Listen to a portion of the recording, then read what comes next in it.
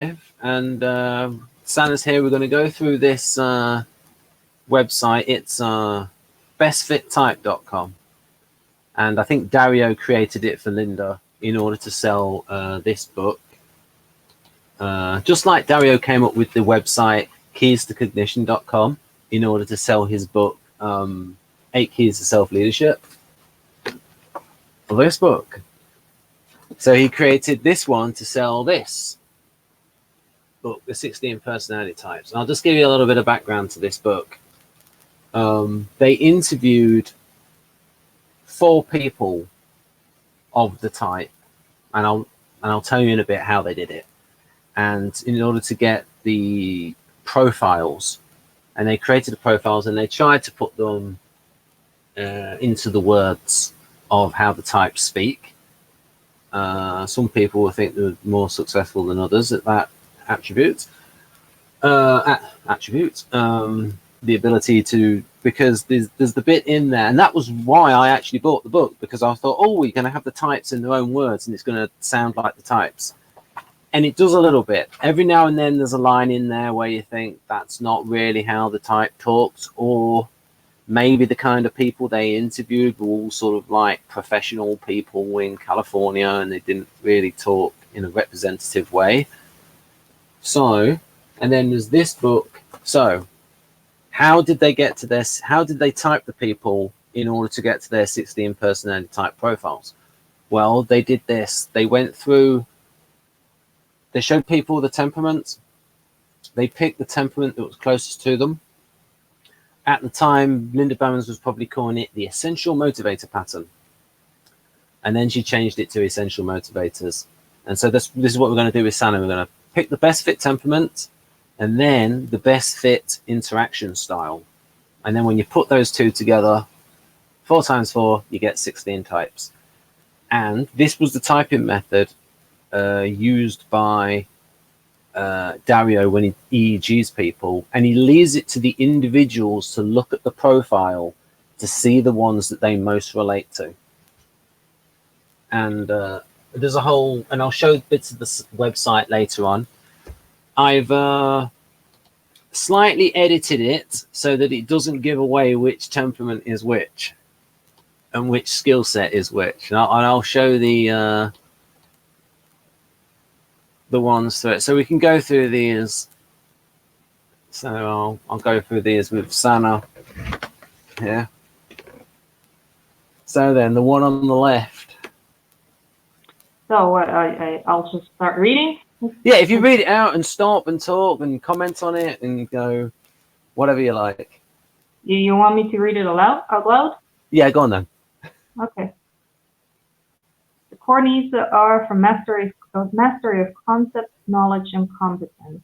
People of this temperament want to understand the operating principles of the universe and to learn or even develop theories for everything. They value expertise, logical consistency, concepts, and ideas, and seek progress. They tend towards pragmatic utilitarian actions with technology focus. They trust logic above all else. They tend to be skeptical and highly value precision in language. Their learning style is conceptual, and they want to know the underlying principles that generate the details and facts rather than the details alone. Well, yeah. I relate to some of it, not all of it. I'm definitely not logic above all else, but I do tend to be skeptical these days. Yeah. And I do value some of these things. Yeah. But I'm not a logical, in general, a logical person. I mean, yeah. It's more, it helps, but it's not my primary mode. Do you think your father is very much that? Yeah. Yeah. I mean, he's not always pragmatic, but... Yeah, I mean, like this, what I find interesting about this, and because I looked at it last night, was comparing it to the 5. Mm-hmm. And the 5 is about mastery, but you can see that with, say, Imogen and Shannon, where it's like they will learn theories about personality stuff, and Imogen will learn stuff about nutrition. But it's like the filter for them is what is useful to them. Whereas with this, you've got concepts and ideas coming up so much in this description. Yeah, it's actually interesting because I don't think my father has a lot of 5 in him. He's more 7, so comes across differently. Yeah, because the 7s are interesting. I mean the ENTPs, ENTP 7s are interested in ideas, and yeah, the logical consistency with them is it's there. It's just not. Yeah. Well, yeah, it's there.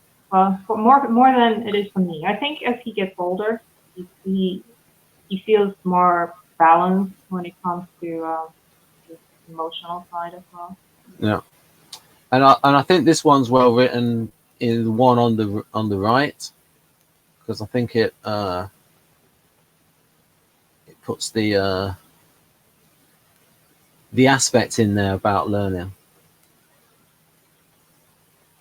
Okay, shall I read that one too? Yep, and stop and comment whenever you like.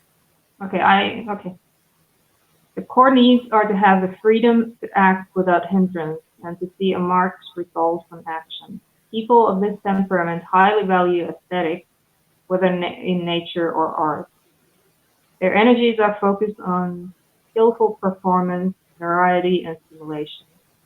They tend toward pragmatic utilitarian actions with a focus on technique. They trust their impulses and have a drive to action. They learn best experientially and when they see relevance of what they are learning to what they're doing. They enjoy hands-on applied learning with a fast pace and freedom to explore. Well, I don't really relate to most of it. However, I do learn exactly this way usually. Well, I learn visually and I learn by actually doing. Going up a little bit and eventually I'll learn.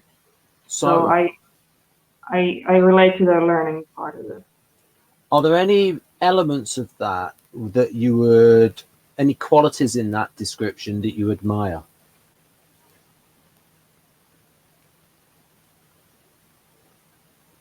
I mean,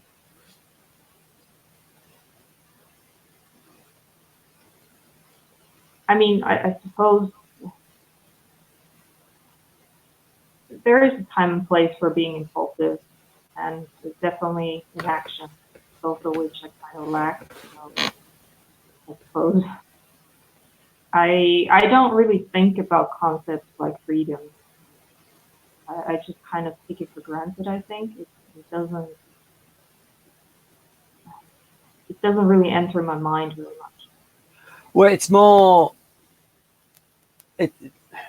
this temperament is thinking about if their personal freedom is cramped, right, by people limiting their options, telling them what to do, even if it's like a procedure, oh, you've got to do it like this. It's like it's cramping their expression. Yeah, I don't mind that. As long as as long as I agree with the action, I don't really mind what to do. If I disagree, then it's different, obviously. So, given that you know Chad quite well, how do you think he might relate between these two? I would say more the right one. Yeah. Yep. So yeah, so we've got action mentioned twice, and so drive to action. I lack that almost completely. I could use some of that. Right. So you've probably got a good idea which two temperaments these are. Yeah. They are fairly. Yeah. So folks, we've got the rationals on the left, and this is why Keirsey called them the rationals, because of this bit here. The bit about what's this about? There's something there about logic. Where is that about? Logic is the most important thing. On the left. Yeah, whereabouts is that? I can't. Oh, logic above all else. Yeah, they trust logic above all else. So this is why Keirsey called them the rationals. So it's almost as if that they are high fate. It's almost, yeah, because I've got these things in the side that people just say stuff, and oh, somebody wrote here, freedom, yeah, pick them out down. Right. So it's almost as if, I mean, Keirsey and therefore Berens, because these things here that I've skipped out, like here it says the strategic skill set, and then in there it said rational, and then in here it said the tactical skill set, and in there it said artisan, and up there it's like improviser, and then this one is theorist for the temperament. So yeah, I mean, getting back to the fact that in socionics you are SE suggestive and you admire the ability to take action. So well, it's more like I need somebody to help me with it. But yeah. Right. Okay. So it's like here, I mean, like, yep. It is interesting though, because obviously I do sometimes take action. Otherwise I wouldn't be alive. So Yeah. When I do take action and when I do decide, it is usually quite impulsive. Right. It's just that they're not very, common. Right. A lot of the time I'm stuck, not taking action. So here's one of the things from Keirsey. I've not really mentioned this before, and this is where this dichotomy of cooperative versus utilitarian comes in. So I'll use Damon as an example. Damon Gray, i.e. Chad, is that because he very much resembles ESTP, and the ability to take action is very much enhanced if you are utilitarian. If you're doing things in the way that you see is right, rather than doing things by the book, because you have greater options to do the right thing that fits that situation. So you can see here how that Keirsey dichotomy of cooperative utilitarian fits into the ability to take action, and that the temperament on the left, that's also utilitarian, but it's long-term strategic objectives, usually involving systems and technology, and then on the right it's tactical actions, and of course that's very useful in warfare, because there's an expression about war that no battle plan survives contact with the enemy. Right then, so we got that. So qualities from Sanna that she admires: these ability to take action, think on your feet, that kind of thing, I suppose. Or big need. No, but an interesting point to revisit in that, because Sanna and I, I'm just wondering that. So we know that you admire the socionics aspect of power and getting things done. But what about some of these things on here that are not related to socionics SE, but are related to sort of like Berens SE?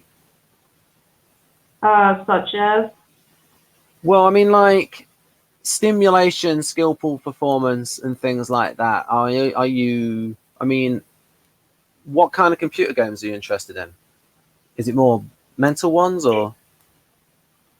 I usually play PvP against people. Right. But I do think that performance and stimulation are definitely part of my kind of games, because I do play games where you have to learn to get better and you're constantly stimulated. You have to be multitasking all the time. Jeff said to me that with a lot of artisans, they might hide a particular skill that they have because they want it to be good enough to show other people, to impress other people, because so much of their self-image can be based up with their skill level. It's like just the thing they really, because it's like it's bound up with like their concept of SE. It's like with NFs and authenticity, and NTs with being like clear thinking. NTs are not going to like, especially INTP. INTP and INTJ, the worst thing you could say to them is if they wrote a paper and someone criticized them for like flawed thinking, I would cut them right at their self-esteem. It's just like if somebody called an SJ irresponsible, that would go straight to their heart as well. Right, so if we, this one on the left, these two are quite interesting. Oh no, I've left in Guardians. Whoops. But you know, Sanna already knows which is which. But it's pretty easy, I think. I think everyone's gonna know. It's kind of obvious. Yeah. Anyway, the core needs are for the meaning and significance that comes from having a sense of purpose and working towards some greater good. They need to have a sense of unique identity. They value unity, self-actualization, and authenticity. People of this temperament prefer cooperative interactions with a focus on ethics and morality. They tend to trust their intuition and impressions first, and then seek to find the logic and the data to support them. Given their need for empathic relationships, they learn more easily where they can relate to the instructor and the group. Well, yeah, I mean, most of this applies. I don't think I necessarily focus on ethics and morality all that much, maybe internally, but not really, not like but I do focus on meaning and significance and a sense of purpose and greater good. They're all like a constant theme. I'm not so much into the unique identity anymore. It's more like, I don't care if it's unique anymore. You still got 4 in your tri-type though, Sanna, and you still lead with 4. Yeah, but I think I've healed a lot of my 4 core fear. Right. I'm working on the others. I'm still quite screwed with the others. Right. The 4 thing, I spent most of my life with that, so I've kind of figured it out a little bit. It does help though that in your art, it's very much validates part of your. Although you have moved on psychologically, you can still say, "Look, my art's distinctive. It's not just all painting birds." Yeah, and I'm not saying that it's completely gone because it's not completely gone. It's just that I'm very consciously aware of it now, and I see it's not really. It's not really a healthy thing to focus on, at least to me, because it doesn't matter. I mean, if you were to take a look at the sort of demographics of, say, Enneagram, it's usually NF females interested in Enneagram. Probably. So what about this one on the right? Okay. The core needs are for group membership and responsibility. They need to know they are doing the responsible thing. They value stability, security, and a sense of community. They trust hierarchy and authority and may be surprised when others go against these social structures. People of this temperament prefer cooperative actions with a focus on standards and norms. Their orientation is to their past experiences and they like things sequenced and structured. They tend to look for the practical applications of what they are learning. No. Well, I relate to some of it. Like I do kind of trust hierarchy. It depends on what kind and where it is. Yeah. If I trust the people, then I trust the hierarchy with the people. Right. And I'll remind the audience that Sanna's got a 6 fix in her tri-type. True. Sequence and structured. Yeah, it's like some of these things are partially relatable.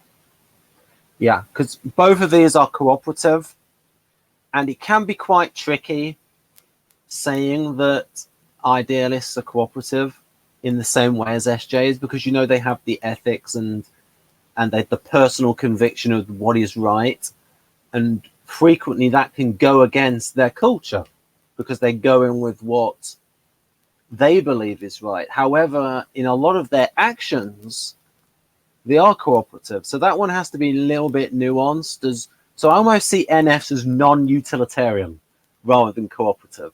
It's not like they're going to do whatever it takes to get the job done. the way ESTP will. True. True. All right then. So, folks, we've got Sanna as an idealist, top left, diplomatic. What's that? Diplomatic skill set. What is Linda called? The catalyst. Catalyst. All right then. So the next one is interaction style. Let's see how you come out in this. You managed to remove them this time. Yes.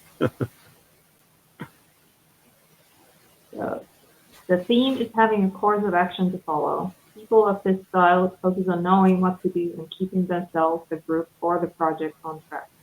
They prefer to enter a situation having an idea of what is happening. They identify a process to accomplish a goal and have a somewhat contained tension as they work to create and monitor a plan. The aim is not the plan itself, but the use of the guide to move along towards the goal. Their informed and deliberate decisions are based on analyzing, outlining, conceptualizing, or foreseeing what needs to be done. Well, that seems a little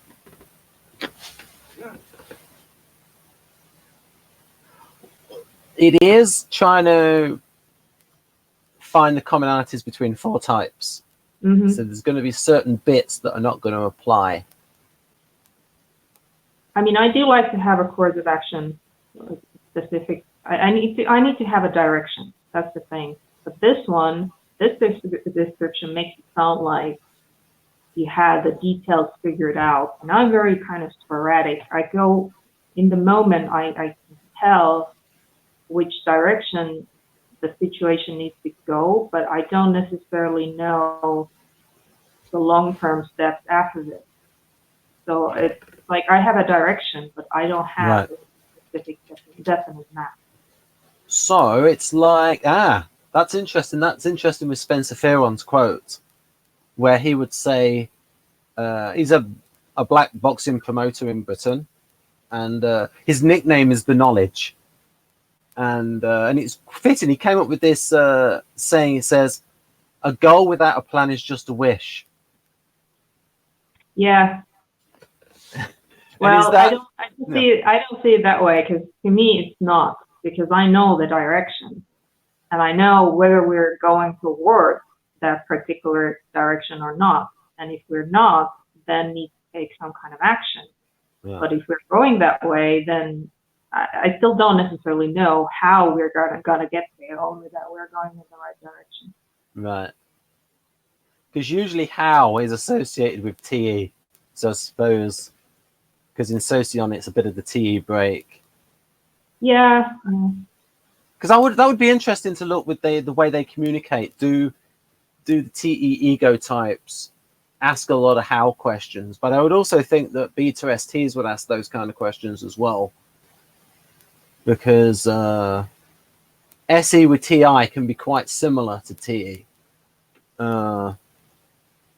Anyhow, so you relate to certain aspects. That's interesting. Right, yeah. So you're still goal focused, but not plan focused, and you adapt your methods. Yeah, it just seems circumstances. It needs to imply a skill level with planning that I do not have. Right. Yeah. Well, certain types in here are. I'll reveal all later on, but certain types are good at that thing that you mentioned that you're not good at. So it's interesting how this compares to then the one on the right. Okay. Theme is getting the best result possible. People of this style focus on understanding and working with the process to create a positive outcome. They see value in many contributions and consult outside inputs to make an informed decision. They aim to integrate various information sources and accommodate different points of view. They approach others with a quiet, calm style that may not show their strong convictions. Producing, sustaining, defining, and clarifying are all ways they support a group's process. They typically have more patience than most with the time it takes to gain support through consensus for a project or to define the result. Well, I mean, I do some of this. I definitely consult people, at least feasible Yeah. with my own. I do try to take all points of view into account, but I'm most definitely not patient.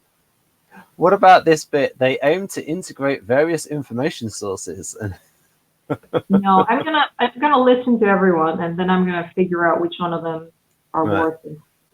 So I'm not necessarily. It doesn't just because I listen doesn't mean that I'm going to actually take them into account. But I will listen. Mm.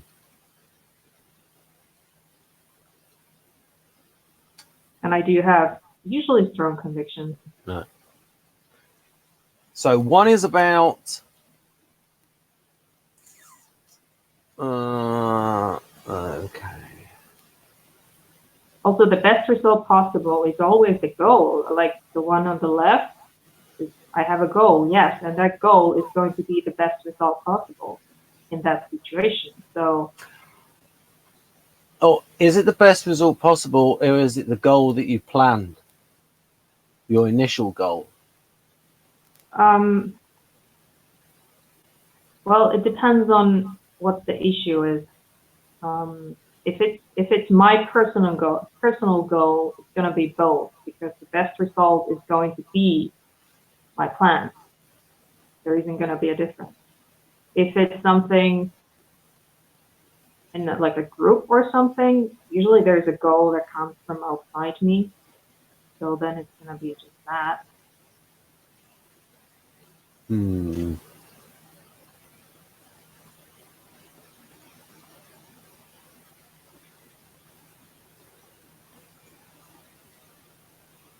Yeah, it's tricky to differentiate between that, because that's something that she added in that's...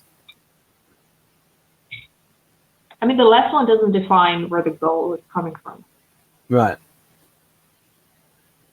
So are you more goal focused or integration focused? If I believe in the goal, then the goal is pretty much all that matters. Right. But I will do as much integration as possible while I'm focused on the goal. Right. But Okay. it depends on, if I don't believe in the goal, then it's kind of a bad.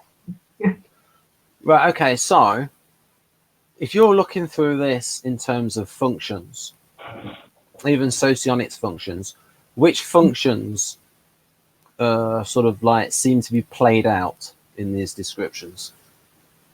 The last one, definitely NITE. Right. And the right one,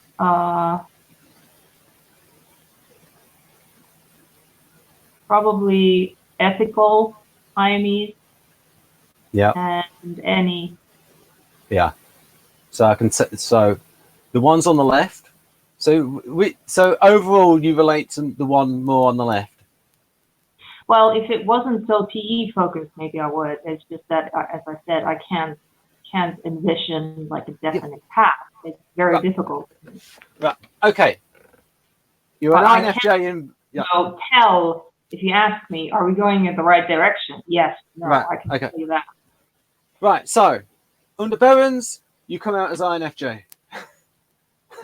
Idealist, and this is chart the course. And yes, because within this you've got ISTJ, and INTJ, and ISTP.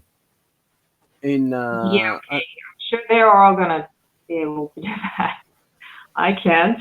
Yeah, that's the thing. So the stuff that relates to TE, but if you put those in the realm of PE, sorry, in the realm of people, guiding people, having a plan, that's where it then. Yes, then I can do it. Then it's going to be a matter of where do we stand right now, and what's the difference between now and where we need to go, and then I can push them in the right direction. Yeah, yeah. Again, it's not this kind of specific planning. It's very much because you have to adapt to people. They're not going to react in a completely predictable manner, so I can't have a long set, full set plan for that. Yeah, an NT doing the. An NT sort of like starting out with not much experience in counselling is probably more likely to stick to, if not the theory of what they learn, rather than knowing the nuances and how to adapt. and it would take them longer to get to that place, and I think NFs naturally would get to that place sooner because of their focus on the psychological complexity for them being a big focus in their lives. I think once you start learning counseling, as we did, we were a group. At first, everybody wants to have like a guideline on how to do it, but it didn't take me very long, at least, to kind of start doing my own thing. Yeah. So, as you said about NE, and so on the right, you've got INTP in there and INFP, 2 NE ego types, and you've got ISFP in there and ISFJ. So the thing about integration, now one of the interesting things is that Jack Aaron calls all the introverts integrators. And I'm thinking, Jack, you're half right. These ones. And it's like, because it's like INFP, Keirsey-Berens, I don't know if EII as well. Do you think EII wants all of the values, all of their own personal values in harmony as part of a consistent personal ethical ecology within them? Yeah, I think they want their internal and external reality to match on that level. Yeah. Right. Oh yeah. So yeah, someone's asking about directive and informing, and so that's there. And so we've done this thing with Sanna where she can be directive, and especially when it's in the mode of helping people. So there's a little bit of a theoretical difference in emphasis between Berens and Keirsey. It's a slight difference, and that is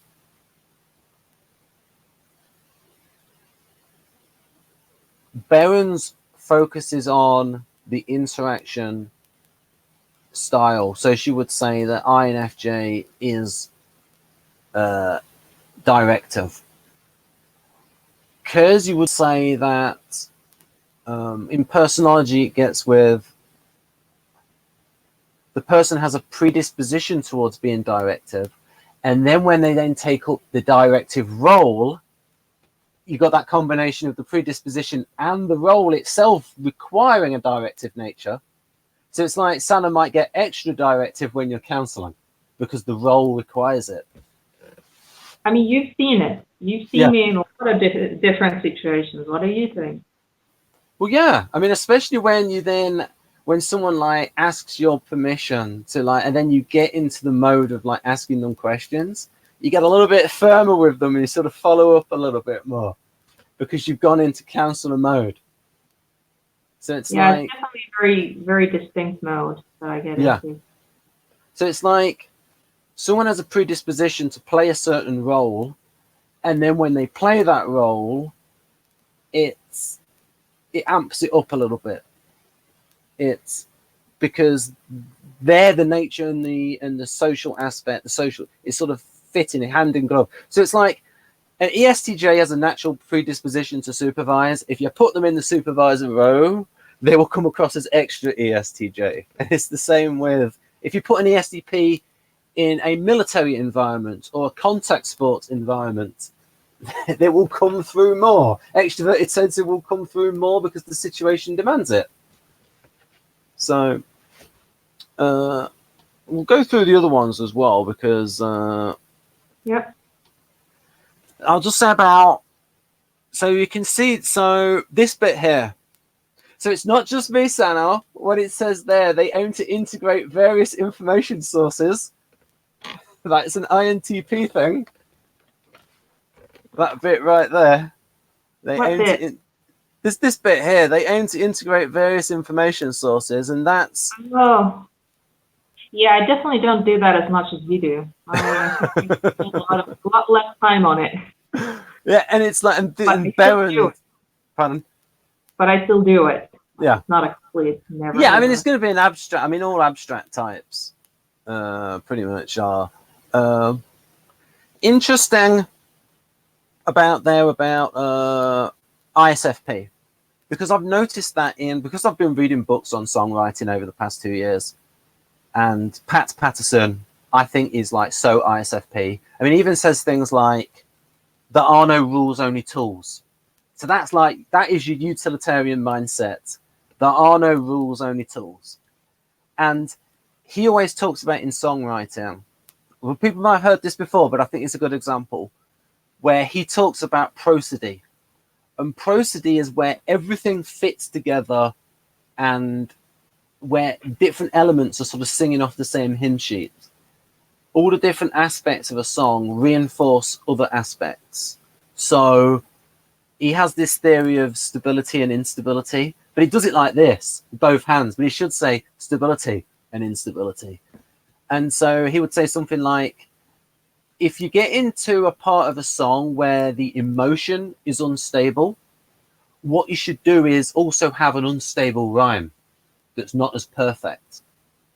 Maybe have the structure then go unstable, where it's not what you're expecting, because then prosody, it's all amping up. It's the same kind of thing. You're getting towards unstable idea, unstable rhyme structure, unstable rhyme type. Whereas, and then when you want it to stabilize, you do the same thing. So that's the prosody aspect. So you can see with ISFP how they want everything integrated. The tricky one to try and see is how ISFJ wants everything integrated. I can see it as they don't like conflict.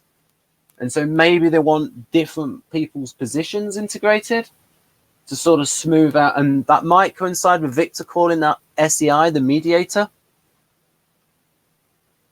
That might coincide. But balancing, so I can definitely see how three of them integrate different inputs. Okay, shall we read these? Yep, we're going to go to the ones on the bottom, and it'd be interesting to see the difference here. Okay. The theme is getting things accomplished through people. People of this style are focused on results, often taking action quickly. They often have a driving energy with an intention to lead a group to the goal. They make decisions quickly to keep themselves and others on task, on target, and on time. They hate wasting time and having to backtrack. Entering, executing actions, supervising, and mobilizing resources are all ways they get things accomplished. They notice right away what is not working in a situation and become painfully aware of what needs to be fixed, healed, or corrected. Yeah, I lack this one. I can do this very briefly if I have a very specific reason to, but I don't have the energy level, so absolutely not. I mean,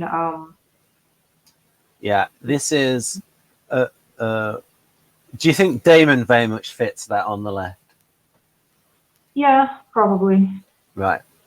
I mean, so that means in Berens he would come out as ESTP, tactical initiator, or tactical improviser, in charge improviser, ESTP. Yeah. So the other one being ENFP, I wonder, because I think you said that Marcia fits ENFP. I wonder how she fits that on the right. well, let's see. Yeah. Read it as well. The theme is persuading and involving others. They thrive in facilitator or catalyst roles and aim to inspire others to move to action, facilitating the process. The focus is on interaction, often with an expressive style. They get things going with upbeat energy, enthusiasm, or excitement, which can be contagious. Exploring options and possibilities, making preparations, discovering new ideas, and sharing insights are all ways they get people moving along. They want decisions to be participative and enthusiastic, with everyone involved and engaged. I think it fits Marcia. It also fits my father, and it also fits my mom. Yes. So your father is ENTP in Berens as well, because that is the strategic collaborator. So get Keirsey's system is just shorter rather than saying get things going. So Keirsey calls the get things going types the collaborators. So strategic collaborator is ENTP. And Marcia would be diplomatic collaborator, ENFP. Yeah, I think my mom was most likely Keirsey ENFP, I think. Yeah. I mean, I recently realized that she was actually IEE and not EII. Right. Because it just suddenly clicked as I was talking about it. Yeah, so if you're teaching... Yeah, go on. I was just saying, if you teach... Go on. I was just going to say that I think my father can do the one with the left as well. But it's not what he will normally. Yeah.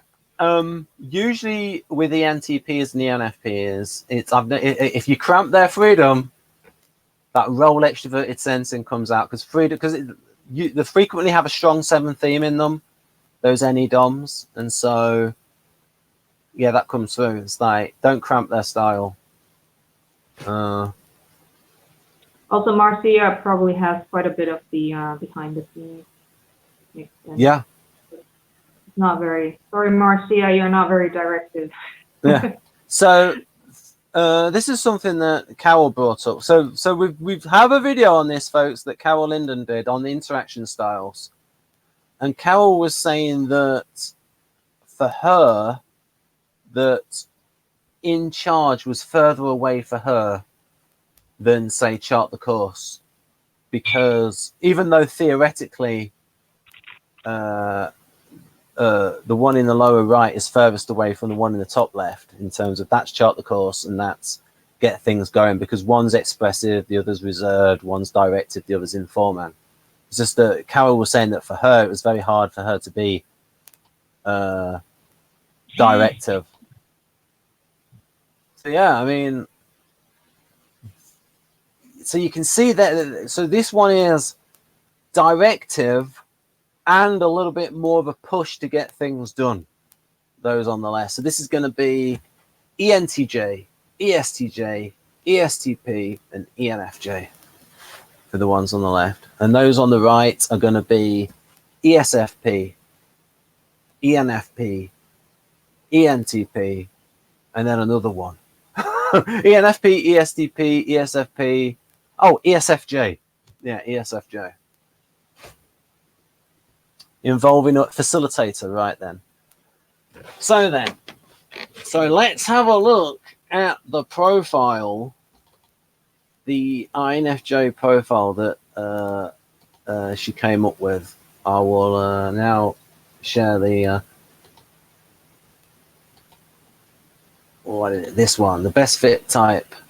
Now this is not the whole thing because they want people to buy the book. Best fit type. There we go, INFJ. Well, that's not very long. Oh, there's a little bit more. Right then. I'll get it a bit bigger. So yeah, if you read through that, Sanna, and stop and comment. Okay. The quest for more knowledge, the meaning of life, the philosophical questions. My mind is always occupied, and what's exciting is when I get to follow through with the insight and see something through. I'm an abstract future thinker, looking at things from different perspectives. I'm about the relationships and possibilities and enjoy anything with deeper meaning that leaves me wondering. With more questions asked and things untangled. Connecting for me means being able to intuitively ask questions of people to get them to go deeper into the things they are talking about. Well, yeah. Right, so it looks like these are the people in the... Oh, yeah, from conversations. Yeah. I can see even the name of the type, Foreseer Developer. A bit intuition of timey there. Inspiring others, helping them find their purpose and meaning, being a different kind of leader from what's traditional, that's really gratifying. Yes, I don't really want to be a leader necessarily. I don't know. I suppose I end up sometimes. I just do that naturally. The challenge is opening up people's minds to have their own original thoughts. I'm a listener and a guide. Well, both. I think I'm a mystery to people. They never really understand me, and part of me enjoys that. More often, though, I long to be understood. Well, yeah, I actually don't know if I'm a mystery or not, but I've definitely felt all of those, and I have also felt understood. So I tend to approach my day with a structured way of getting things accomplished. Absolutely not. People see me as organized. No, absolutely not. Thorough, yes, and easy to get along with, pulling my own weight and eager to help out when called upon. Sort of, depends on who's asking. But I'm not as outgoing or as critical as I may sometimes appear. I need a balance between people contact and working on creative projects, and will break away from interactions when I get tired out. If I don't have some long-term goals, then what's the point? Yes, but I am absolutely not structured or organized. That is complete opposite. Just ask anyone who actually knows me. I suppose I can be organized when we have a plan to do something, but when it comes to my daily living, no. Yeah, it's the stuff that Western, the Keirsey-Berens stuff misses out with the INFJ is the TE break stuff. The rest of it and the stuff with but that's why I think socionics is better for intuitives, because especially when you're comparing quasi-identicals, well, they're in the same temperament. It's like INFP and INFJ. Well, they're in the same temperament. Whereas the sensing types, their quasi-identicals are in opposite temperaments. So it's like ESTJ and ESTP. Well, one's SJ and one's SP. So it's like Keirsey-Berens is good at showing the difference between those quasi-identicals. Right there. Well, you know, it is a different system. So yeah. I tend to intuitively read people very quickly, but I have to be cautious not to make assumptions. I do that, but I'm not really cautious of anything. I just collect information until I've proven right or wrong. I'm an observer. I get a feeling when people are interesting, and I watch from a distance. Make some assessments about the situation, and then approach them and engage in conversation. Well, I'm usually probably not going to be the one approaching. I put a little bit out and a little more and see how that goes. Okay. Do I trust and like them?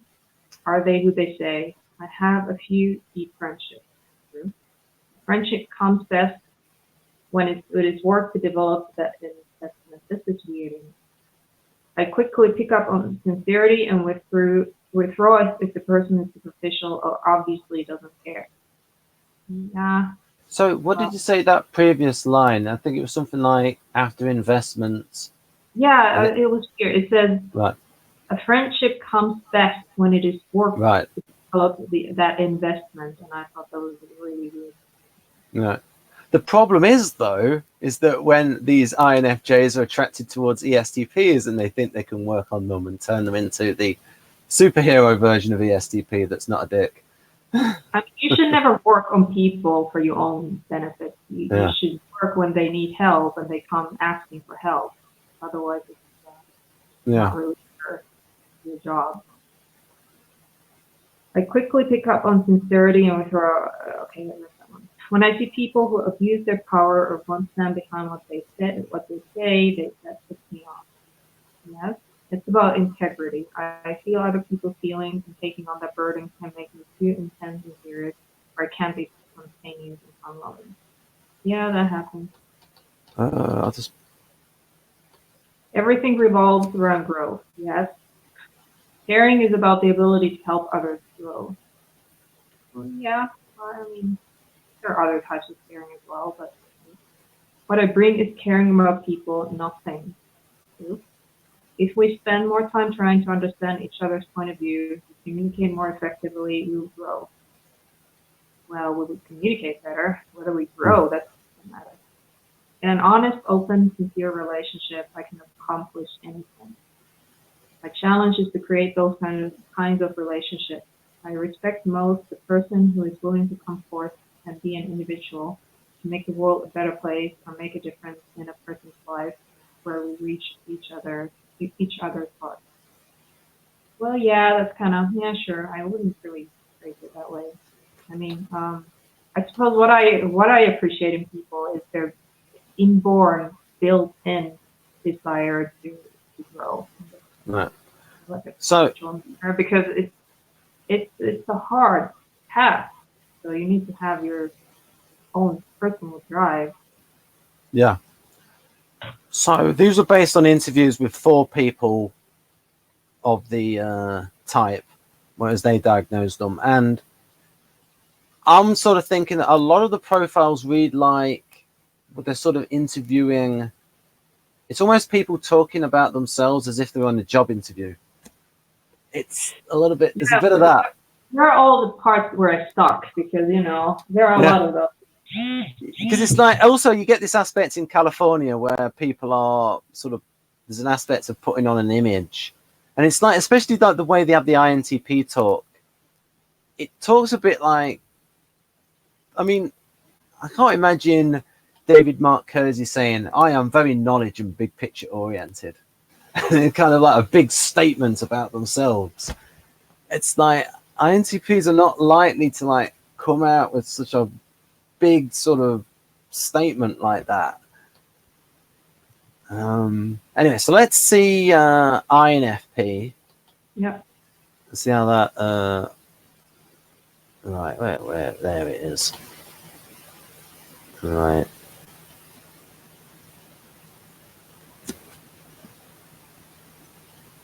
Because you'll probably relate to a lot of this as well. Most likely. I mean, I do. Yeah. I also relate to Keirsey on it. Yeah. I have a very internal focus. Yeah. I think I look at myself through other people's eyes, but sometimes I can lose touch with how things work for me. Yeah. Nope. Then I can get introspective, going very deep and staying there, not coming out too quickly. Normal mode. Somehow I find it very difficult to put into words and communicate things that really matter to me. I won't really say that it's super difficult. Most people don't have the foggiest notion about what goes on with me. I tend to tell a few people. I said it's not that difficult. I like harmony and seek consensus and do well with the deep issues. Well, yeah, I mean, deep issues, sure. Harmony and I have a history. My values and the things that are important to me often feel outside the mainstream in the sense that I feel impinged upon and uncomfortable with so much of what goes on. Yes. I'm too private to please on to other people. Depends. I can push, but I'm convinced that one ought to be congruent in their own life. You sound cut out a bit. Then did you mention President Bush or? No, I said I can push. Oh, you can push. No, my hearing's weird. If there's a gap there, it just like fills it with something that's. It's just the NE comes in, and it's like the most absurd thing. Just... Nope.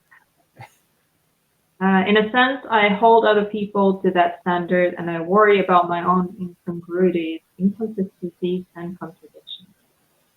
I accept that other people are not going to be on the same level, but I'll still keep trying. So you can see how that relates to the bit about they want that drive towards integration and consistency with the FI stuff. So, groups can be hard. Yes, mostly because I'm very introverted. Yeah. I can put myself in the group process so rapidly and so completely, and it's important that not to be sucked in. I need to be predictable about what I believe. I don't really get easily sucked into groups. I'm well aware when it happens. What about this bit? I need to be predictable about what I believe. No, why should I be predictable about that? I believe what I believe, and if I change my mind, then I change my mind. Ah, you see, that's dynamic. But it's about this, because like II being dynamic and EII being more static. And yes, it's a different system, but the Keirsey INFP is very much like having like they have that worked out system of ethics that's a big part of their personal identity, and that sort of fits in with the static nature.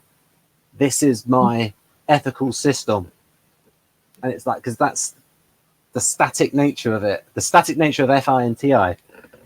I have an ethical system. I definitely have that, but it's more like this. It is a dynamic construct. It's not set in stone, and it's no part of it ever is. It's always changing.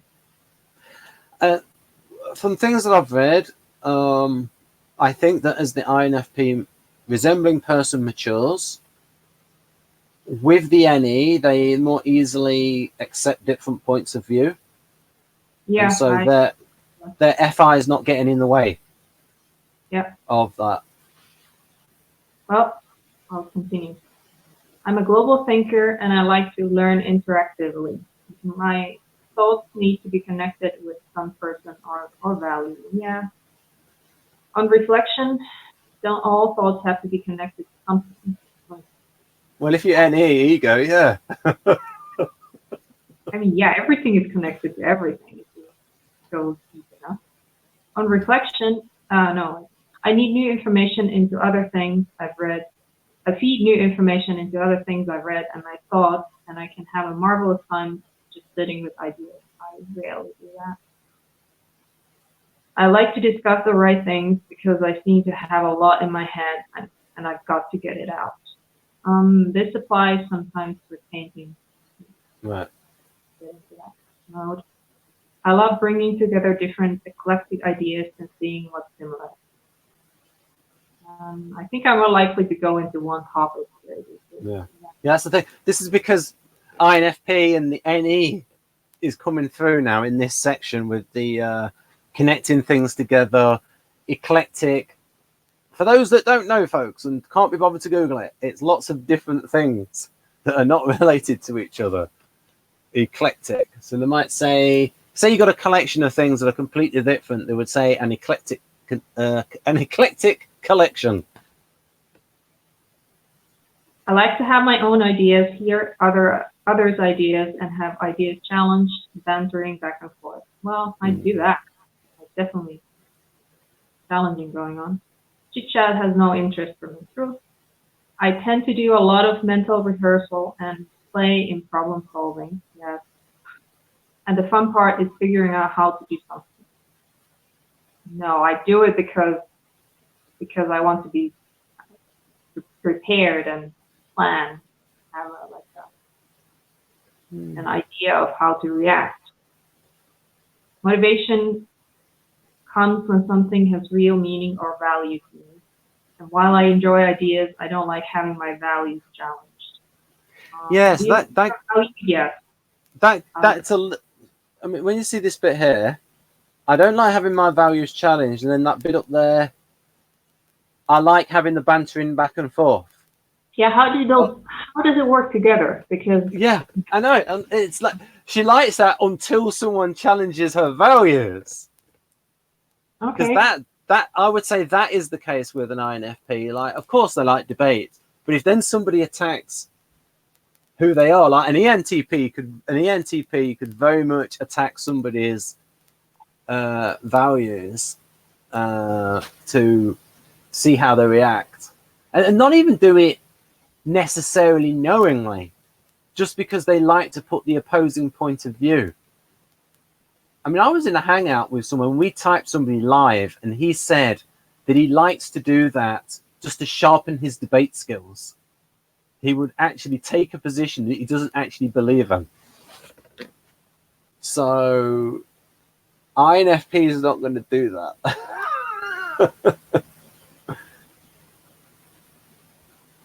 So that was interesting. There's a question for me in the chat. Oh, okay, I'll put it up. Here we go. Is it this one? Yep. And the answer is yes. And you've just moved in. I mean, I do take like food plates out, and you know, but overall, yeah, it's definitely way more likely to be messed than organized anyway.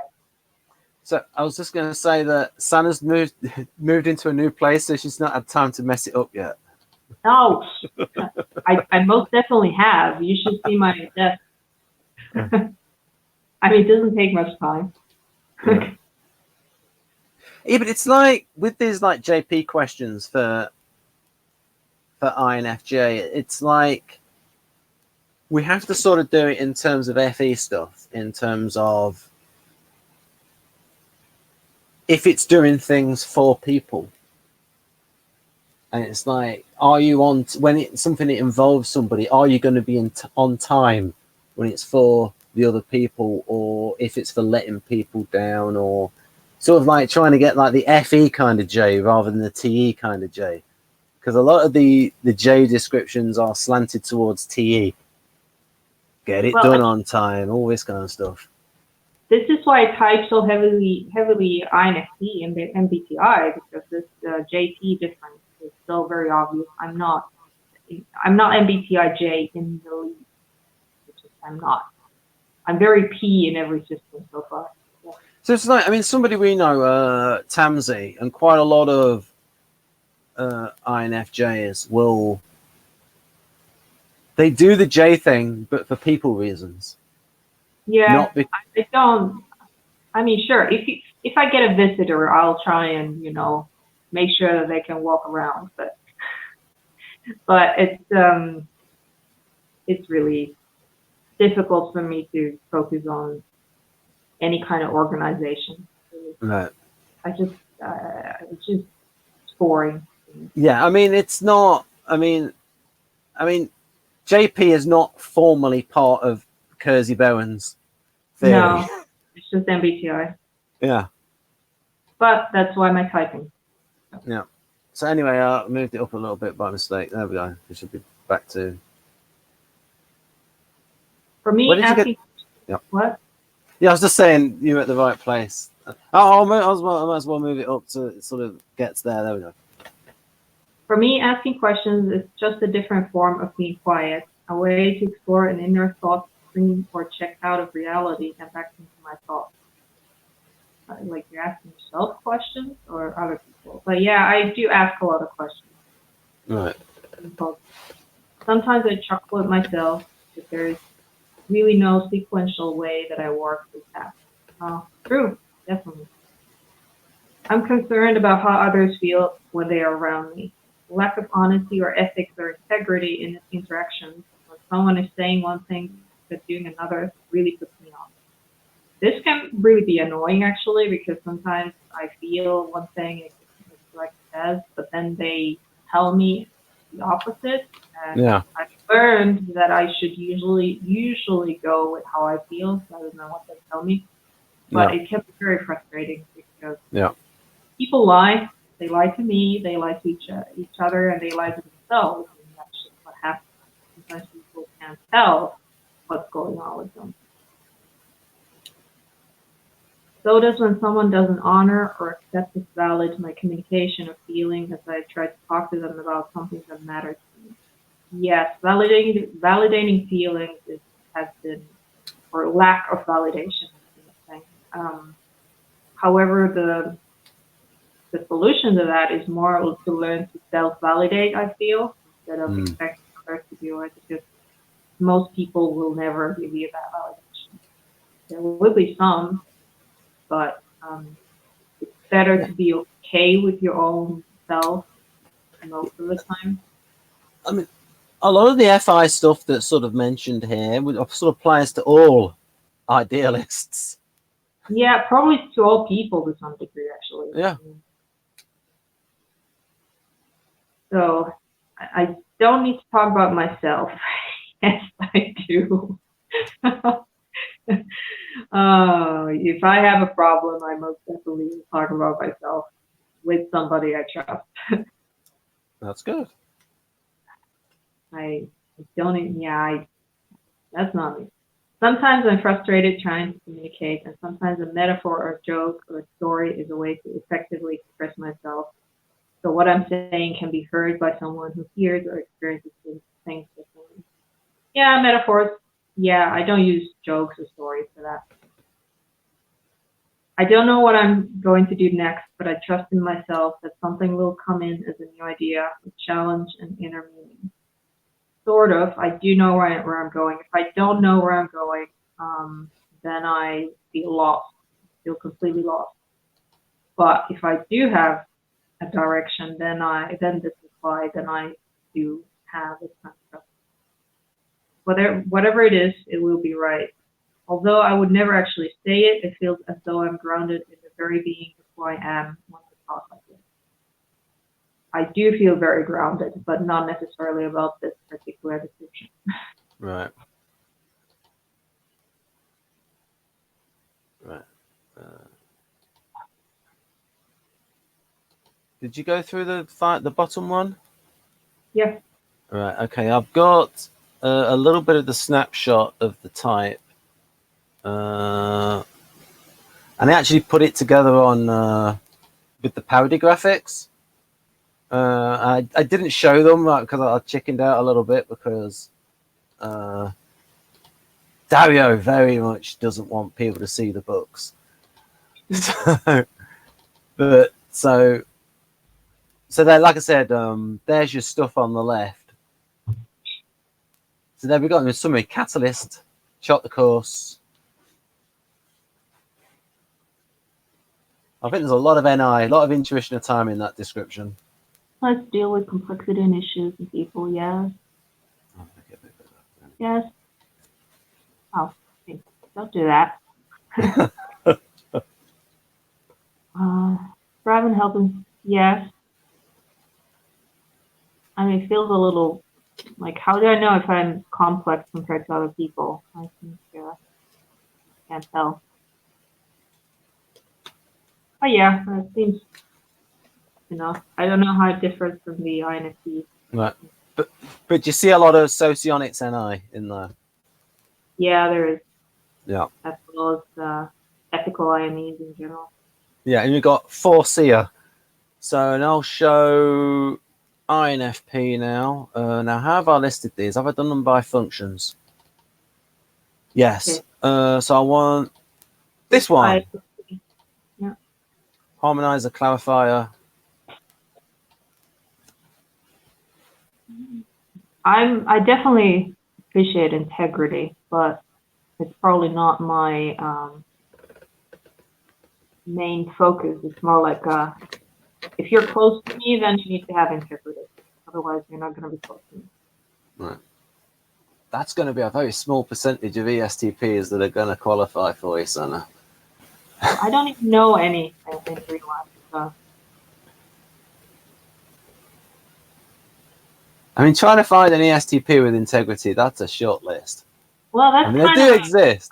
Kind of a biased thing to say. Yeah, it is biased, but it's like saying trying to find, like say an INTP that's good under pressure. I didn't say it's impossible. I'm just saying that it's a short list. I will say that it can be difficult to find a person with integrity, but I wouldn't necessarily put any specific type for that. Right. Okay. Issues, values, and identity. Yeah, identity is definitely a thing. That's an NF thing, though. Yeah, and a 4 thing. And issues, anyone who does any kind of counseling. And also a little bit sexual instinct as well. Allows the unfolding of the person, encourage growth and development, quiet enthusiasm. Well, I'm not sure about the quiet enthusiasm. I'm not very enthusiastic, but all of these are like very generic NFP. Yeah. Advocacy and champion.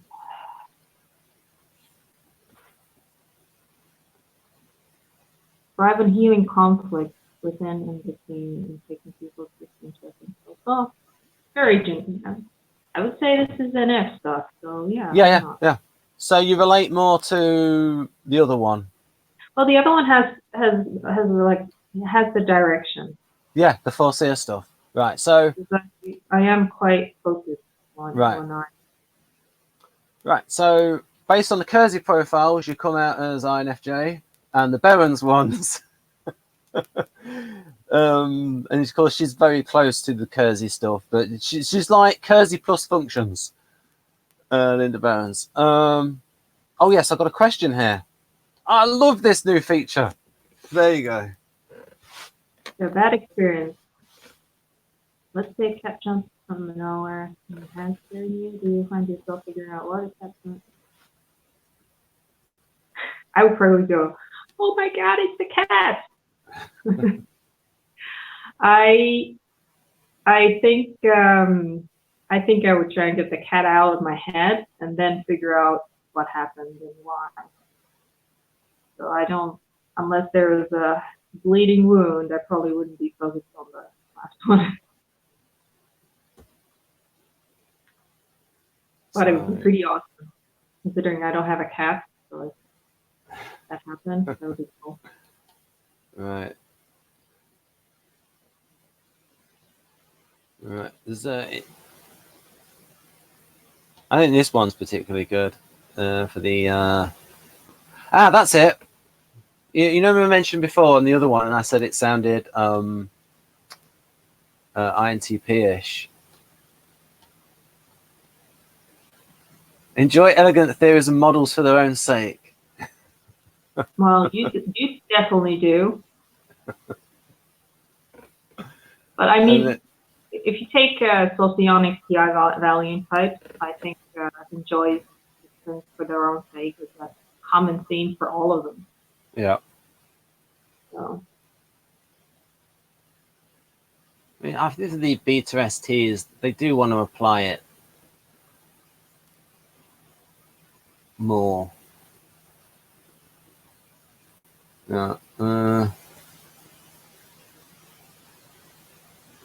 Yeah, defining. Again, this is why I always like arguing over the definition of functions. It's like, oh, you like it? That's the thing. You actually like it? Yeah, that's the thing. It's like Dario noticed in and the stuff he has on these. This is backed up. Like these parts of the brains do these things. It's not just Dario saying they do these things. They actually do these things. Associated with these, aid in these things. They don't just do them exclusively. But for instance, there, what's interesting is that area there, deduce, most active in ESTP. And this one is most active in INTP, categorize and define. So that's why it's like we're arguing, like INTP is like so obsessed with like, if you're going to define it, it's like, this has got to be consistent with this.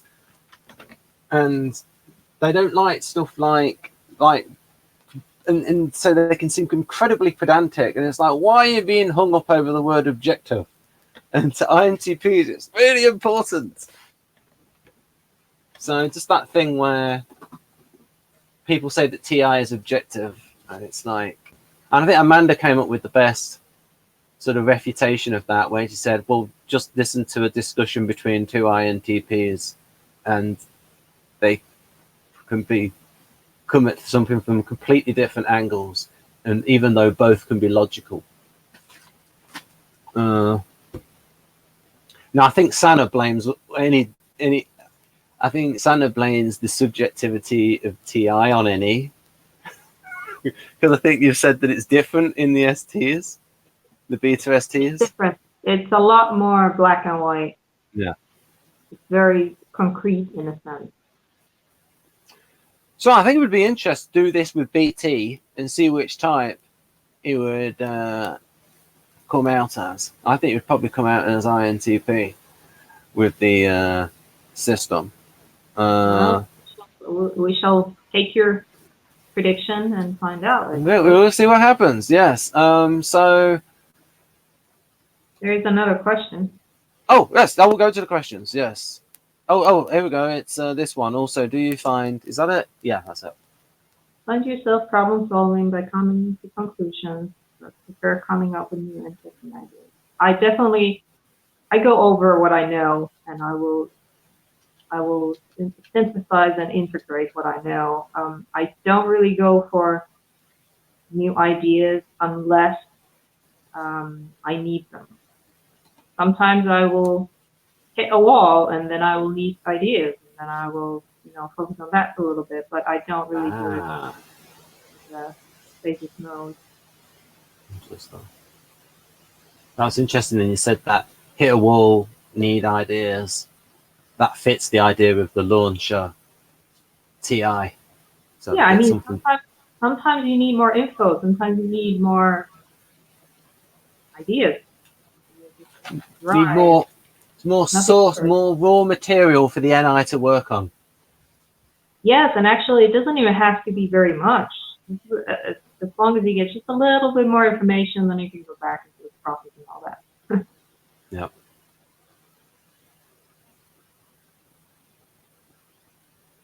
Yeah, I agree with that. This is an interesting one. If TI can be defined as thinking for yourself, would that be? Yes, I would say that that's more subjective. The thing is that I checked this out because I was looking at the meaning of the word objective. I prefer to use the word empirical because objective gets used in two ways. It has sort of two meanings.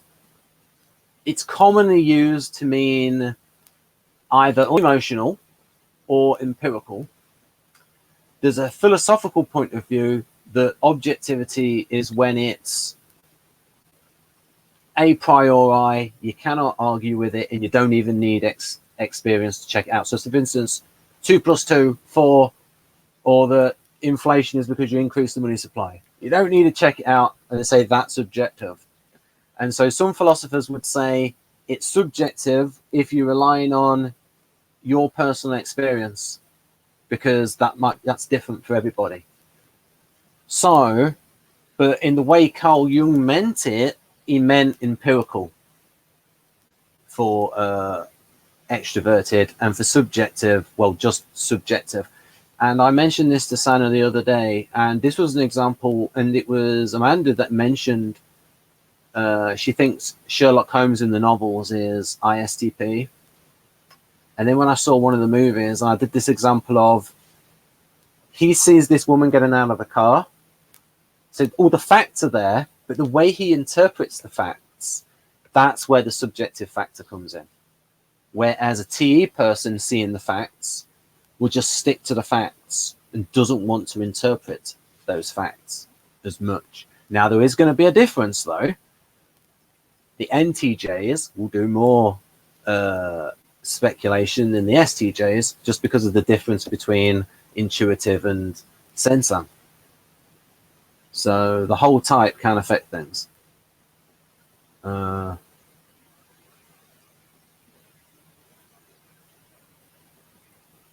that was interesting. This is an interesting comment. What I read last night in Psychological Types by Carl Jung about attitude was so badass. Okay. What was the bit about attitude?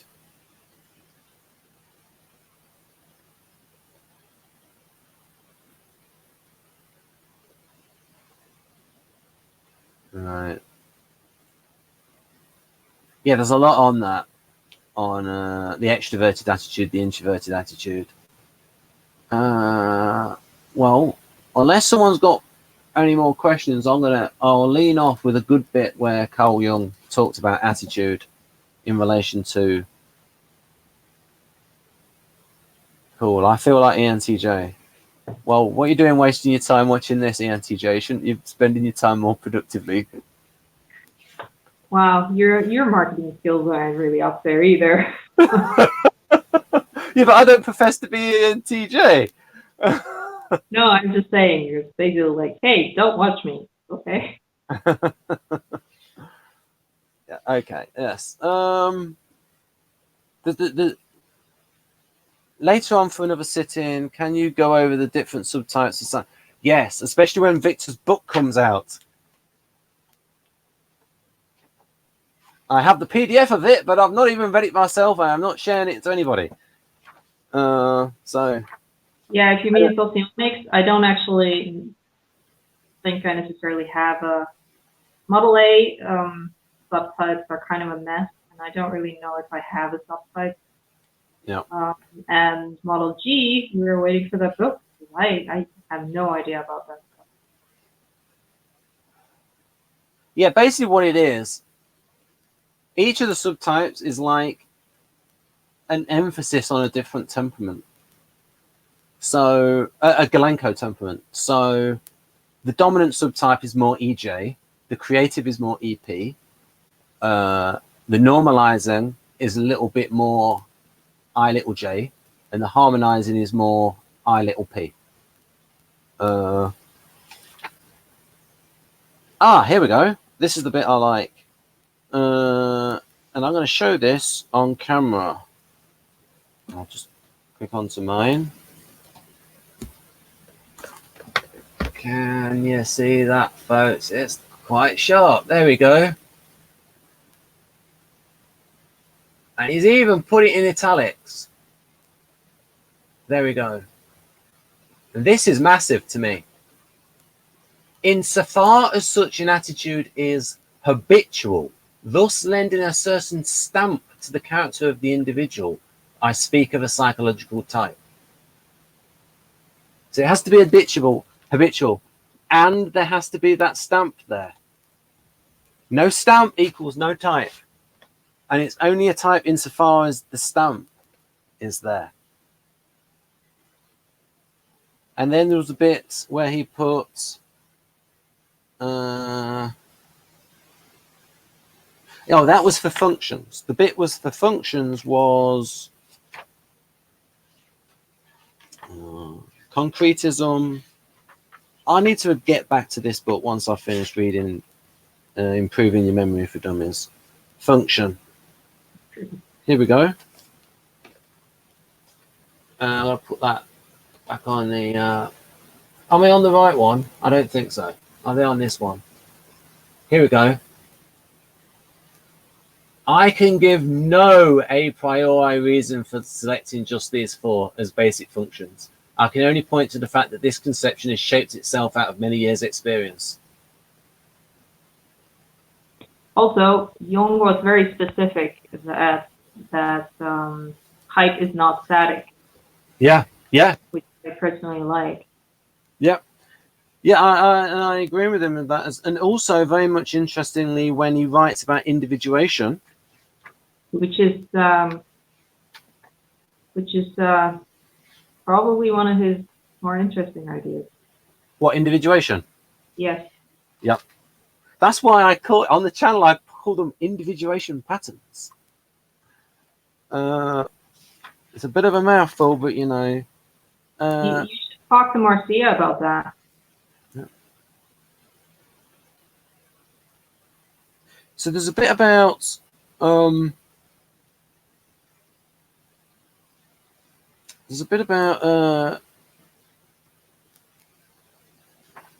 there's a section on why people have a here we go.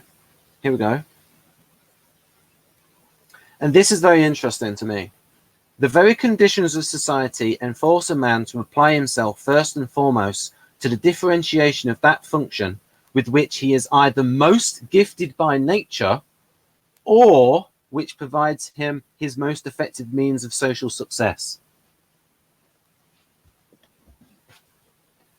So that's a little bit like the idea of Keirsey, where you've got a predisposition there, but you might not necessarily develop that function into your dominant function. So that's an interesting thing that Carl Jung put in there. So, for example, you could have an ESFJ male that gets gender rolled into developing TE. Or an ESTJ female. That, I mean, generally, though, they come out as battle axes, so they don't usually get gender rolled. The TE Dong women usually don't get gender Probably roles. depends on where they are. Yeah, well, I mean, it'd have to be pretty extreme, but yeah, I mean, that's why I initially thought Linda Berens made the point that INTP females find it hardest to deal in society. And then I thought, hang on a minute, but what about ENTJs? They're the most different from the gender. And then I realized, hang on a minute, ENTJs are battle axes. They can take things on, and they have the personalities to take on things, whereas the INTP doesn't have that kind of personality to stick up for themselves as much. So yeah. Right, so then that's some extra stuff for people to consider. So overall, what did you think of the typing system used here today? It's interestingly simple, but I know that if I just read that and I didn't know anything about typology or the other interaction styles, whoever, I don't even know who else is interaction styles. Keirsey? Anyway, if I didn't know anything about that, I don't know if I would be able to type myself correctly. I would probably pick NF, but out of those interaction styles, I don't know if I could. Yeah, but I mean, you saw that it was between those two, like chart the course and behind the scenes. Yeah. So you would get an introverted NF. At least you're not getting ESI. True. I don't think ESI is part of the system. It's hard to be. Yeah. Yeah. I mean, for us, I think it's okay. But yeah. Also, those descriptions, if I read them just like that, I would find those things that I don't agree with. And yeah. And part of that was because those were the descriptions of people in their own words. And I wanted to show. If those people are MBTI, INFJ, there's going to be that difference between organization and because I don't have that quality. And it's also not a thing for IEIs. IEIs are not particularly. So say that again. You sound a bit weird. IEIs are not. I said it's organization is also not AI quality. So, but a lot of MBTI, INFJs don't type IEI. So. Yeah. In terms of, I mean, somebody like Tamsi has a lot of that on, but a lot of that is due to an ENTJ father. Yeah, and she's a mother, so you have to. When you're mom, you have to.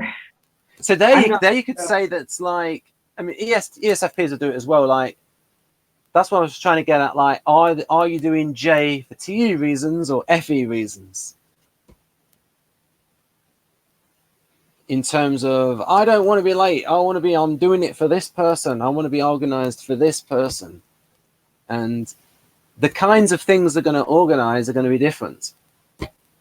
I just want to show a little bit on the interaction styles in terms of where they came from. It's written on here. There we go. Throughout the ages, observers of human behavior have repeatedly identified patterns or configurations of behavior. Such holistic sorting of behavior patterns has been recorded for at least 25 centuries. Ancient philosophers described 4 dispositions called temperaments: a choleric, phlegmatic, melancholic, or a sanguine.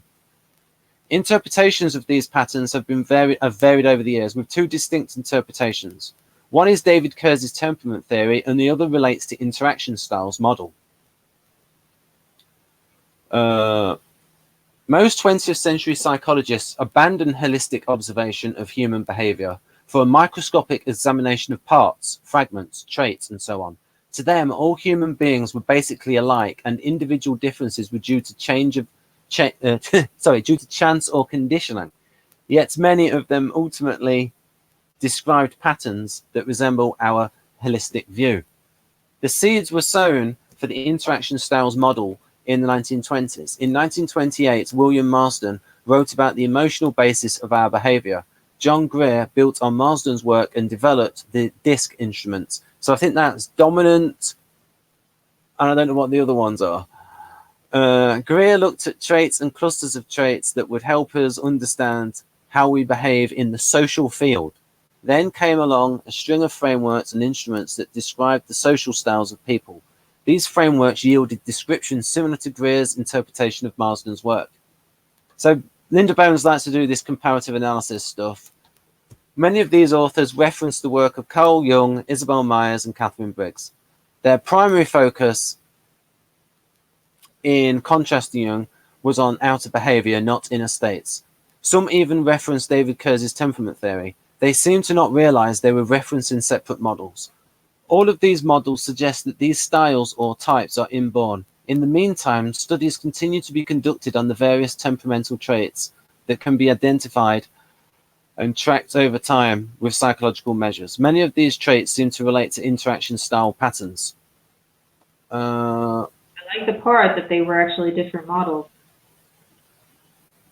Yeah, and so in the book, there's more on the origin of it, and I will go back to here. The reason why this is important, folks, is that this is the system that Dario uses to type the people in his EEG research. Right. I don't know if he gives them a functional inventory as well, but I remember asking him about it. Right, so he's got the ones on the back. The disc system. So this is like dominance, compliance, inducement, submission. And then we've got the social styles. And then we've got the Thomas Kilmann conflict mode. Have you heard of that, Sanna? The no. Thomas Kilmann. Because I heard about that in something else. So, and what I'll say, in terms of the relationship, there she quotes right at the beginning. David Keirsey, who planted the seeds and gave me a framework for understanding personality from an organismic view and an interactional view.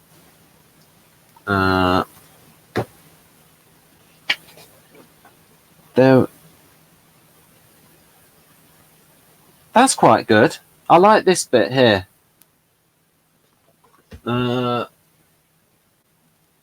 What's that? There we go. An elegant model is a useful simplification of reality. It enables you to ignore a mass of irrelevant or less relevant details so that you can focus on what is most important. A model shows what to look for, helps identify meaningful patterns, and aids in interpreting what you see. INTPs will probably be smiling at that. That's so INTP. All right. Just trying to see the bits where... Oh, here we go. Right. Right, development into... Okay. So this gives the origin of it. She's very good at giving credit, Linda Bones, I'll say that. Our development of the interaction styles model was sparked by a presentation in 1985 by Dr. David Keirsey, a Gestalt field systems psychologist and developer of Keyresian temperament theory. As he studied the 4 basic temperament patterns that he had been observing for over 25 centuries. No, that have been observed for over 20. He's not that old, Keirsey. Observed for over 25 centuries. He noticed that they seem to take 2 different kinds of roles in their interactions with each other. Thus, there are 2 varieties of each temperament, role directive and role informative. He later expanded the variations to 2 more, based on a distinction of whether people tend to initiate in establishing new relationships or respond to the initiations of others. For several years, we used these distinctions as very brief explanations that helped us bridge from the 4 Keyresian temperaments, artisan, guardian, rational, and idealist, to the 16 types designated by the 4-letter type code. We found that they helped people find a better fit among the 16 type patterns, and we also saw some relationships with the then new literature on differences in communication patterns between men and women. We also noticed some very strong similarities between the dimensions of the DISC, personal profile system, and the social styles literature based on the work by Dr. David Merrill. When I reviewed the behavioral styles literature, I found these styles mapped onto the 4 social styles, although each of the descriptions was heavily weighted towards at least one of the Keyresian temperament patterns. As we worked to understand and explain these distinctions, we observed 4 distinct interaction styles. Steeped in holistic observational methods, organismic psychology, Gestalt field system psychology, family systems, and organizational systems, I knew these must be patterns rather than mere dichotomous dimensions. Chris Keeler urged me to develop the descriptions themselves. Then Dr. Dario Nardi pointed out that we were indeed using a multiple models method as practiced in systems science to help people find their best fit type pattern. Well, if this was a model, then I decided I'd better research its foundations. A more detailed explanation of the foundations and links can be found in Appendix C. So that shows, is there a bit more there? There's a bit more. There's a little bit more. I shouldn't really be showing this, but, you know, buy the book. Right. It's only the stuff at the beginning. Right. I was exposed to the DISC instrument in the early 1980s and did not find a fit for myself in it. I dismissed it as fuzzy categories. I tried to read the book that was the root of the model, Emotions of Normal People by William Marsden, but couldn't see the connections. It seems that all of the trait model descriptions like DISC, as well as social styles or behavioral styles, included a mix of the Keyresian temperament theory information. Some styles like D or driver were predominantly rational, ENTJ variety, or artisan, ESTP variety, and C or analytic were predominantly guardian, ISTJ variety, or rational, INTJ variety. I used temperament and the 16 type patterns to filter out the characteristics that were particular to certain types. As I read and integrated the descriptions, I found Bolton and Bolton's descriptions the most helpful, but found nuggets in other sources as well. The test was that if my hypothesis was right, a pattern that fits ENTJ, ESTJ, ESTP, and ENFJ types would emerge that had no reference to any of the other 4 temperaments of these types, and so on for the other 3 interaction style patterns. Indeed, it did. So, what was testing it? Right, that's interesting. So how the descriptions were tested. Sanna, do you want to read this out and give me a break? The last one? Yeah, that one. Testing the descriptions. The descriptions were tested against best fit types, not merely a result on the MBTI instrument. As I drafted the descriptions, I made sure people of each type were not put off by the description for their interaction style pattern, and they would choose it as fitting better than any of the other 3 descriptions. These descriptions have been circulated and tested in workshops and with family and friends for over a year. Each piece of feedback has been run against the filter of, is this something that comes from their temperament pattern and their soul type pattern, or would each of the 4 types who share the interaction style agree? Then the descriptions were edited and tested again. So you can see how Linda Berens comes across as INTP, can't you? You think she's doing her job thoroughly and properly? Well, I mean, like combining all the models, looking at things in natural. But yes, I mean, doing things, but like comparing all of those models and looking for the commonalities between them. So looking for commonalities is not necessarily a bad thing. Right. Right. So I think I'll end it now, unless there's a comment here by somebody. That is big. Yes. See, can you go over different subtypes of Sanna? Wait for the book. Yes. Nice quality. That is big. Oh yeah, probably the bit with Keirsey. Did Keirsey say that?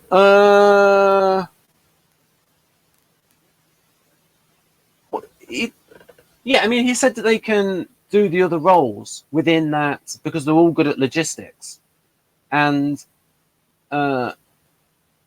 Keirsey has the ESFJ lined up with the role of provider. So it's like literally providing resources. So you can see that in the stereotypical idea of like the house spouse. But in terms of, when he wrote about the provider as the role variant, he wrote about finance. So the logistical intellect of ESFJ can be towards business, and he sees that it's going to be the kind of businesses that are more about efficiency rather than innovation, because that's going to be more for the NTJs. Yeah, they can, because they're all pretty good at logistics. The one that ISFJ, though, they don't like taking risks. So that's why they're far away from ENTJ. ENTJ is much more risky with their strategic operations. And certain of the roles ISFJ can do, but the interaction style is not really for them, in terms of like acting like an ESTJ is going to be difficult for ISFJ, even though they know all the logistics. But actually forcing the artisans to do their job, because it's usually those. That's usually in the supervisor role. So, Plato, thank you. I'm glad you liked the session. And please subscribe. Those are the people who watch who don't subscribe. Plato, yeah, that's what Keirsey did with those. He looked through all of these ancient systems that looked at 4 types, and he showed, hey, these look similar. And in personology, he actually comes up with a list of traits for each of these systems, and then he put them together into one big list. Right then. So at least Sanna saw some power sensing stuff in the artisan square. Well, I see. Sure. Yeah, it was action mentioned twice, so I'm going to stop broadcast now, folks. I've been going 1 hour 42 minutes. I've got a nice little clock in the top left. Do you have the clock as well, Sanna, on yours? Yeah, I do. Right. It can remind me when we've been going too long. Right. Bye, folks.